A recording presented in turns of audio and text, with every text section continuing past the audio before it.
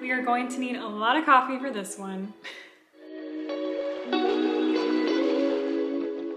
Hey y'all, welcome back to my channel. My name is Rachel and today we are going to be doing my 2023 debt confession video. So I know I've been talking about this for a while within my cash stuffings, but it has been kind of hard to film and post just because it is a little bit embarrassing that I have this much debt and I, run a budgeting YouTube channel. But just for full transparency for you guys, not everyone is perfect. As I've said in so many of my videos before, I'm not perfect, you're not perfect, and our budgeting journey changes all the time.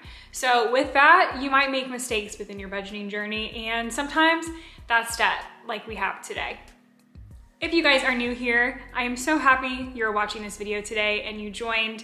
I do follow the cash envelope budgeting system, and I do weekly cash stuffings where I put money into my cash envelopes as well as long-term and short-term sinking funds. And this year for 2023, I'm also going to be filming some more lifestyle content.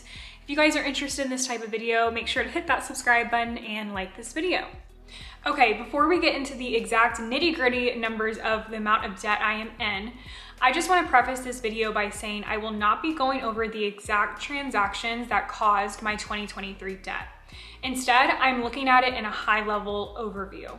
So what spending and budgeting mistakes did I make in 2022 that led to this debt? Because debt is a bad thing, right? No one wants to have debt. No one wants to be putting any amount of their hard-earned paycheck towards credit card companies, towards this debt. But it's something that must be acknowledged and dealt with. Like, eventually you have to pay this off or else it'll be detrimental to your financial future. So in my opinion, it's best to take a more proactive and positive approach to it. So that's exactly why I will be going over my mistakes and the changes that I will be implementing in 2023 and hopefully years beyond to pay off this debt, but also keep the debt off. If you guys have seen my videos before, you know that I paid off over $6,000 in credit card debt from the years 2021 to 2022, which is a lot, right? But I didn't learn from my debt that I accumulated. That's part of the reason why I'm in this debt right now. So I want to take those mistakes and bring it forward into the new year. So let's go over those. The biggest mistake that I made in 2022 was emotional spending. And if you're not familiar with it, Her First 100K has a really great podcast episode about it, which I will put in the description box below. But pretty much it's whenever you're feeling a very strong sense to impulse buy based on your emotions. So that can be whether you're really happy or whenever you're really, really sad. And you make split decisions based on those emotions. So that was something that I struggled with a lot in 2022, mostly good spending though, which I am happy to say, but something I'm working on in 2023 to pay off debt and also keep out of debt. The second mistake I made was not monitoring my credit card as much as I should. I don't know about you guys, but whenever I see a big balance on my credit card statement, it makes me not want to spend in the next day. So I'm gonna start looking at it in the morning, first thing, and take that information going forward into my day to try to limit as much as I can onto my credit card. The third thing that I am working on in 2023 is obsessive spending.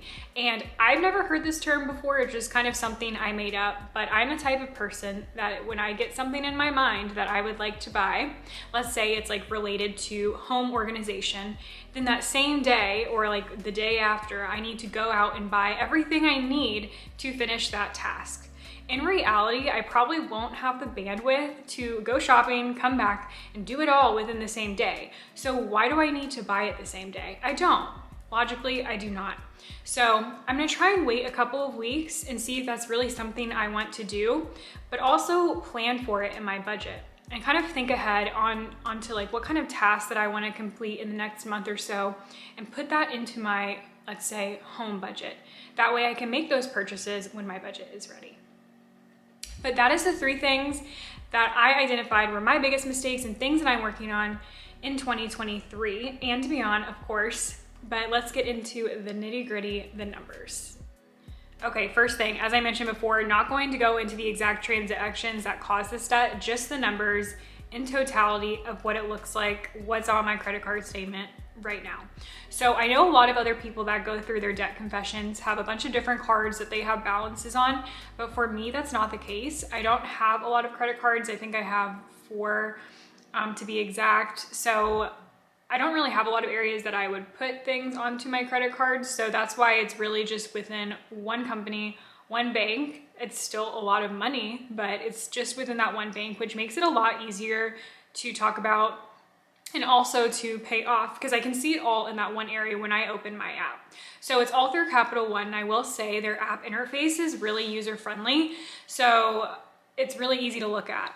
So Capital One Quicksilver, starting off with the biggest balance first. So this card has $1,657. Whew, that's a lot to say, and a lot to look at. So this is the number that I need to look at going forward when looking at my finances in the morning. So minimum on that card per month is going to be $51, and then the APR is 25.74%. So right now I am paying a little bit of interest on this card, which I am not happy about. But hopefully as I start to pay this down a little bit, of course that interest payment will go down as well. Next up is Venture. It's still within Capital One, and that one has a balance of $341. And I don't have a minimum right now that I can see, but I should be getting my statement in a couple of weeks, so we'll see from there. But the APR there is 25.99%. So pretty large APR, but it's definitely doable as long as I continue to work on my debt payments, continue to work on paying this off and keeping this off and not putting things back on my credit card, which has been a big struggle of mine. So in totality, we're looking at $1,998. So we'll just pretty much say 2K here. So my plan, number one, my plan is to, as I said before, not put money back onto those credit cards, stay away from the credit cards and stick to my cash budgeting, which is what I should be doing even to begin with. So that's number one. Number two, of course, my payments. So I looked at my budget and it looks like I can put an extra $100 per week towards these credit cards. So I know a lot of people do the debt avalanche or debt snowball method, but personally, I like to see progress on both of my credit cards rather just one or the other. It's probably not the smartest, probably not the most money-saving way, but to each their own. It's what works for me. It's what motivates me.